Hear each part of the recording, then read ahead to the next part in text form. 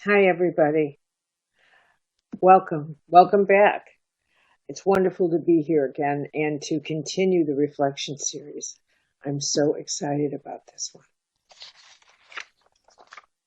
As you know, we always begin with a prayer, and I love the image in this one because this series is on expanding your relationship with nature and with the earth. I particularly love um, the image of all of us gathering around the earth and imagining that we are all in touch with each other, above the earth, around the earth, however you like that image. As I say an opening, as I lead you in an opening prayer, and I always tell students to close their eyes. I like that. I do that myself. I like to drift away, and I'm a natural drifter. I don't know what it's like for you, but I listen better when I shut down the vision part. So I'll leave it up to you. There was once a time that I believed that I needed to return to nature, to seek out a forest somewhere and walk among the trees, smelling the fragrant scent of moist earth mixed with crumbling leaves. What exactly was that supposed to do for me? Was I suddenly positioning myself to feel a wave of tranquility rush over me because I could no longer hear the sound of traffic, replaced now by the sound of wind and birds and buzzing insects? Was I that simple-minded to think that a walk through the woods somehow qualified as being back to nature, as a back to nature transformation? What was I thinking back then? I didn't need to return to nature. I needed to become part of nature again, no matter where I am. I am always standing on Mother Nature. I am always standing on Mother Earth. My nature is one with Mother Earth. I breathe with this magnificent life force, and she sustains me. And I must do everything in my power to sustain her and her life system. I am a creature of nature, no different from any other. I have not returned to nature.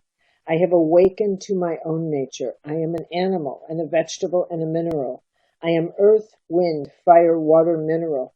I am no different from all other creatures. I require what all animals do.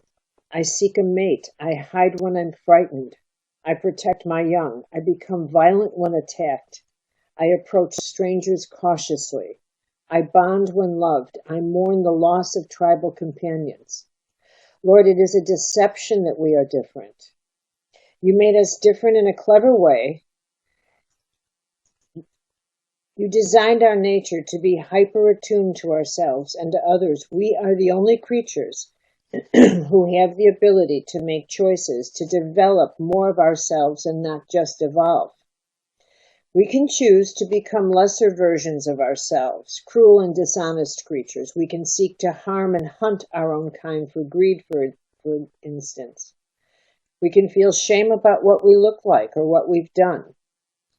And yet you've given us a need to discover our goodness. You've put no limits on our capacity to love or to serve others or to release the wonders of our imagination. And you have given us the sensitivity to sense you, God, the source of all creation. You've given us a sense of wonder and awe and a craving for the sacred. For all the splendor that exists on this planet, still it is not enough to satisfy the one part of ourselves that makes us so different from other creatures. We cannot stop looking up. We cannot stop ourselves from imagining other worlds beyond the stars and planets. Maybe we cannot stop looking for you, Lord. So hover over all of us, every creature who shares this planet. We are all breathing grace together. Okay, now come sit with me in your office. Come sit with me as though you're sitting across from me. I have to take off the sweater. I'm beginning to roast up here. When I start teaching, I start feeling very warm. this course on spiritual direction, and I consider these courses extensions, each one a different expression of spiritual direction, I feel is vitally important. I taught the elements personally last time, and this time I extend it to learning the language of the elements and how they are reshaping our lives in a much bigger way. This is the language of nature, and how that language is expressing itself as a bio-spiritual ecology. For me, this is the new theology. For me, the way our system of life works is identical to the whole ecosystem of life itself.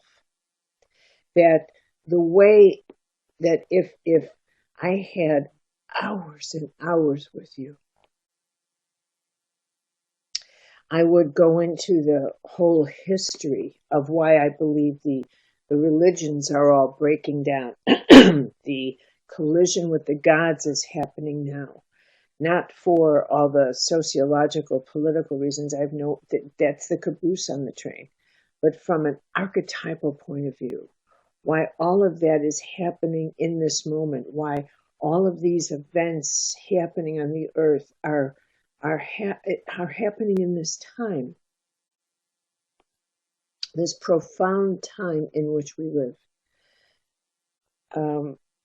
When you look at how it's manifesting in the earth, if you view it from the events, you're looking at life through the caboose. You're looking at it in the consequence. But my task is to take you to the engine of the train, to say these are the reasons those events are happening. And if you look from the caboose, you can't see where your train's going. And you can only evaluate events from the back of the train. And how can you tell? How can you possibly have a clear perspective? There is a transformation happening. And that that word is kind of overused. And yet, if we understand it from a mystical point of view, from the mystery point of view, from an understanding of what that actually means to have something transformed from what it was to what it's becoming, and all that's involved in that a structure, a system, a whole paradigm of reality is reshaping itself, going from a caterpillar to a butterfly, and we are in that gelatinous stage. We are, all of us, changing shapes, and while we're in that process, all that has been and was familiar is literally falling apart around us, or changing shapes around us. For example, the way we communicate, the way we reach out to others. Rarely do we have conversations about the fact that we now communicate in a second through technologies called an internet, and how that has reshaped the speed at which we now assume our life moves, and how much faster our life moves as a result of that, and how that has changed our expectations of how fast we expect everything else to move, and how that speed has actually changed our relationship to speed itself, to time itself, how that access has changed our thinking in terms of the speed in which we now are expected to make decisions, and how that speed has changed how we've compromised our understanding of, or our relationship with, being contemplative, with thinking things through, with actually recognizing this is a decision that I need to take time with, that everything should not be decided in an email second, that there are decisions that have long-range consequences. We don't think anymore in terms of long-range consequences. We think now in the immediate. We don't tend to have time involved in our decisions in the way we once did. The timeless technology in which we live has influenced the timelessness with which we now engage in relationships. We expect to get to know someone at the speed of a 3-minute lunch, at the speed of a internet exchange, as though intimacy can be acquired that fast. So that's that. What I'm trying to say is our world is changing. And among the things that are changing is relationship and our understanding of how we relate, what we relate, how we perceive, our sensitivities, what we're able, the skills with which we relate, the boundaries and what we can sense, and the spectrum of life that we can sense. Whereas prior to what I consider the great turning point, which is entering the nuclear age, prior to that time, we clearly defined human beings as having 5 senses, as always walking forward. In other words, people did not think about the space behind them, ever. They thought about space, if they ever even used that word. Nobody said, "Get out of my space" in 1930. Nobody thought about my space. That wasn't even a phrase. They had no concept of personal space. This is something that we've introduced, that we have personal, invisible space that we claim as part of our space. So we've already extended a field of personal property to include our sphere of energy that we consider ours. We are claimants of an energetic sphere that we now say, this is mine. This is mine. And you need permission to enter this. And we now recognize that we can feel or sense each other entering my space. So we are already actively redefining how we relate, this is relationship, to each other energetically. I feel your intimacy now, not just when you touch me, but when you are entering my field without my permission. So, our sensitivities have extended beyond what we see, beyond what we hear, and now we're into our energetic sensory system. Now, this is important because this is the sensory system that we are expanding. You can't see those boundaries. These are energetic, and these are the boundaries through which we are now beginning to sense the other creatures with whom we share this planet. the other creatures that we live with, the other creatures that we are being transformed into a multi-sensory creature that can sense the life consciousness of animals, of plants, of the mineral kingdom. Whereas prior, when we just had 5 senses and we thought of life as just what I can see in front of me with no consciousness that I can sense someone standing behind me, I can read them, I can get their data even if I'm not looking at them like I do in the medical intuitive reading.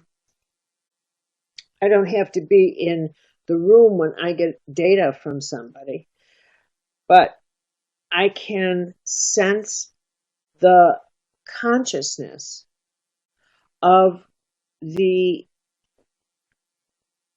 formations of life that don't look like me, that don't look like. Now, prior to World War II,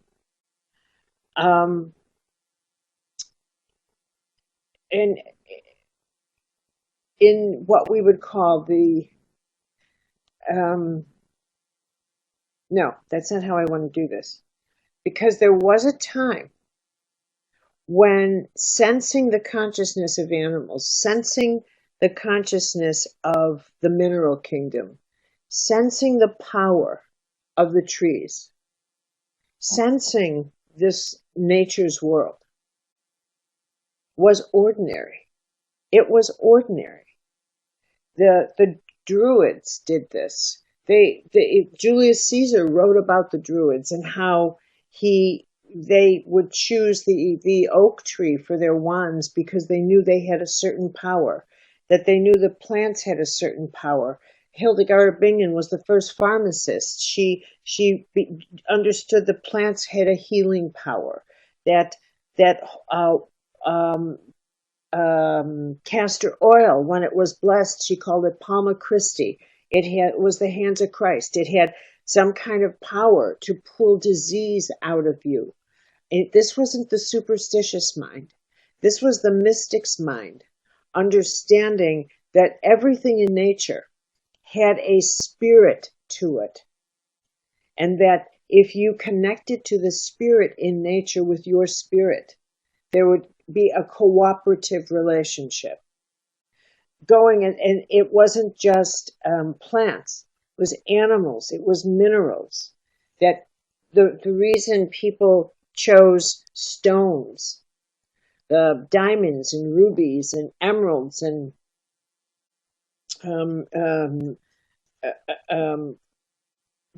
opals and whatever, was because they had a sense these were not just pretty things that did bling and sparkle and were destined to make places like Tiffany and Harry Winston wealthy. These stones, some and crystals, carried some kind of authority that could be programmed. I don't like that word, but could be somehow or other. They served a purpose. They served a role. That's the word I want. They served a role.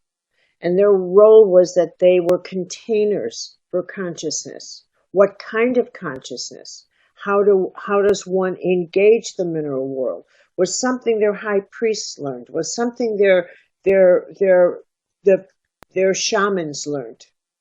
But they knew that a ruby held a certain authority. Diamonds held a certain authority. They commanded something. They weren't just for show and tell. They weren't just for the wealthy to wear and sparkle. That they held an authority of power. Diamonds are used to put vows in, and rubies are used for emotional kind of promises and so on and so forth, because these gems are conscious, not the kind of consciousness we have in terms of two stones talking to each other, but there is a consciousness. When we entered what is called in the Western world the age of reason, um, what happened was the social mind began to take a look at what could reason, the power of reason, the power of rational mind, the power of trying to do calculations with life, and the scientific mind. And coming out of a superstitious medieval era, reason felt like the greatest tool that we could use. And it's understandable.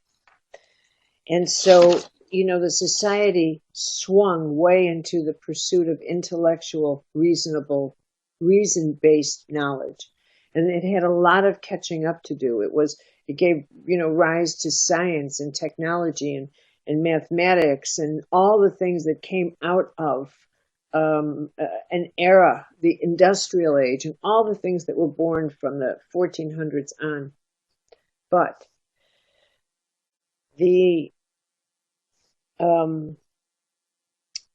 you've heard the expression of throwing babies out with the bathwater.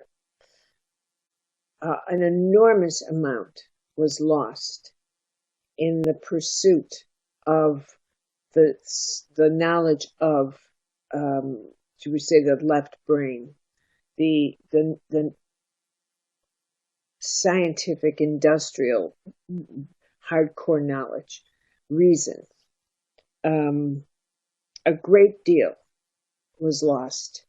And what was lost, especially once we entered the nuclear age, the poetic mind, the musical mind, the intuitive mind, the capacity to see nature in the poetic relationship way, was that part of ourselves became numb, anesthetized, and the social mind developed with this idea that it could dominate nature, that technology, the creation of nuclear power was so outrageous a power that it unhinged us in a way in the collective that said, if we could do that, what else could we do? We could go to the moon. We could create this power. If we could do that, what could we control with nature? Could we control the weather? Could we control birth? Could we control what's born? Could we control imperfection?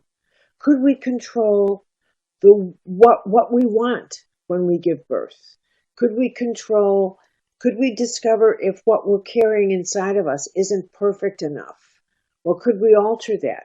Could we decide we want a brown-eyed blonde child? Could we kind of manipulate the gene? Could we control nature? Could we make it rain here and make it snow there? Could we control? And in this mindset that we could control everything,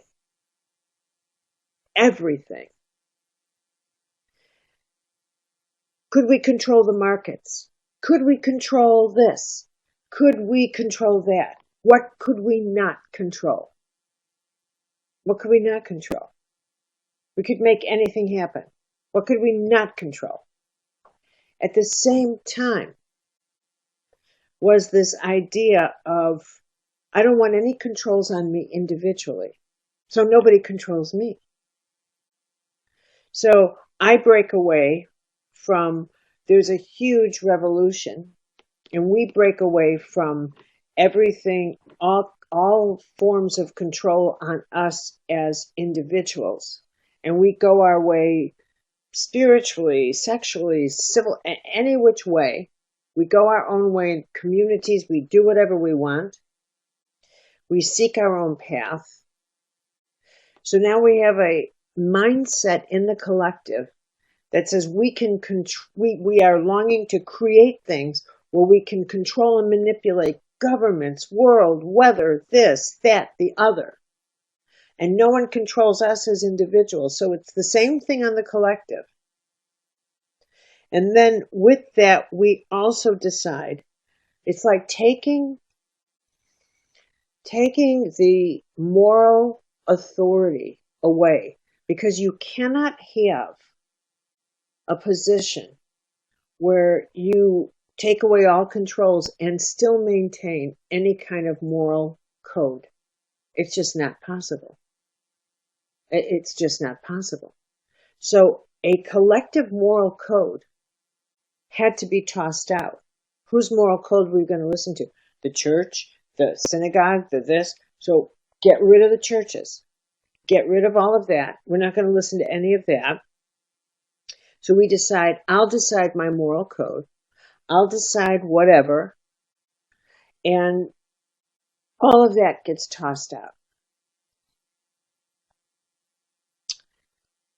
Now, so you hold that, because that is exactly what has happened to us in these last 50 years, 60 years. Simultaneously, which, by the way, explains this chaotic field in which we exist, in which every day we hear about, oh, this person is being molested, and that person, why? Everything in society is being molested. There are no controls. Nothing is controlled. So hold that in your mind. And simultaneously, you think, well, what has that got to do with nature? It has everything to do with it. Simultaneously, this is the result. This is all part of the boundaries of us are shifting. This is part of transformation. This is part of the chaos of transformation. And in this process, what is emerging in everybody is a whole different sense of perception, relationship. What is it that I am sensing? An intuitive, an different relationship with life is coming up in everybody, in what I can perceive, in how I want to relate to this world, amidst this entire chaotic field. The power of choice and the power of the individual is getting redefined. It's getting defined, I should say, all over again, anew. Prior to this age, the kind of choice a person had was understood to be something like, do you want to marry or not? You didn't even have the choice to really have children. It was an assumed thing. You didn't have the choice to get divorced. It was marriage for life. The kinds of choices people had were virtually controlled by the social container. Today, as your senses expand, as you begin to realize that even your thoughts have power, that even your thoughts influence every part of your body, every molecule, and that even every thought has a creative consequence. You are now studying yourself as a microcosmic creative creature.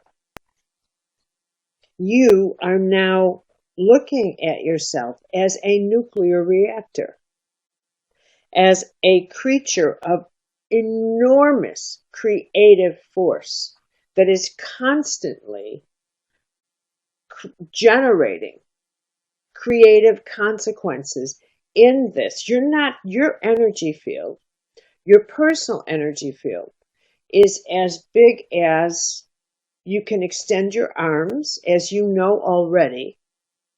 But your impersonal energy field goes the full extent of the whole field of life. And this whole field of life completely blends with yours. You are part of the engine of every event that gets created in this life. Every event. Every single event. You are part of the creation of every single event that is created in this world. And every event talks to you, participates. You're a molecule in the creation of everything. And if someone said, I'm just going to seal myself off, I'm not going to watch the news, I'm not going to, pay attention to that. Those days are over. Even if you want to shut down your five senses and not read it or hear it, you may have the choice to do that. But it doesn't stop your multi-senses, your energetic anatomy, from feeling and sensing and absorbing the consequence. All life is conscious. And we are now engaged in a relationship, a conscious and unconscious relationship with all life. And that we have entered the age of that mystical truth. So, isn't that a mouthful? Now, and that mystical truth applies to all life and not just human beings. It apply and when I was talking about the age of reason, we've reached this kind of curious place, a kind of an apex where in this transformation, one way I would say is that our reasonable mind has gone the full extent. It's done in creating nuclear power, creating the means to destroy ourselves without creating the means to undestroy ourselves. We've finally done the most irrational, the most unreasonable thing we could ever have done, is to hold ourselves prisoner. We've created the means to hold ourselves hostage. We are hostage to an act of creation. That's what we've done. And we continue to threaten those who hold us hostage. But we did it to ourselves. We are a planet threatening to kill itself. This is what we've done. We are holding ourselves hostage with no means out of our own act of dark creation. And this has had profound consequences on us and on our nature. And as a result of that, the consequences it has had on our nature have spilled into the ecology. And it has spilled back into our nature. Because what is in one is in the whole. And the toxicity in us has spread to the toxicity of Mother Nature. So,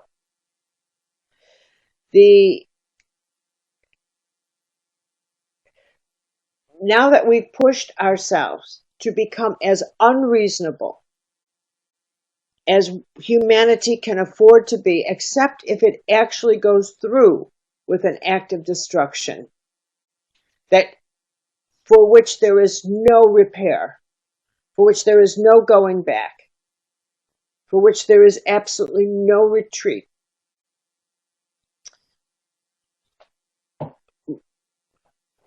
The only other way is for us to make a leap into a level of mystical consciousness, into a level of consciousness in which we pop through our own, I'm going to say, intellectual arrogance and wire ourselves back into our divine organics, our organic relationship with nature, to humble up and wire ourselves back in to the collective earth, where we get that we are one with the whole system, not observers of nature, not domination of nature, but one with nature, where we realize everything we do has consequences to the whole.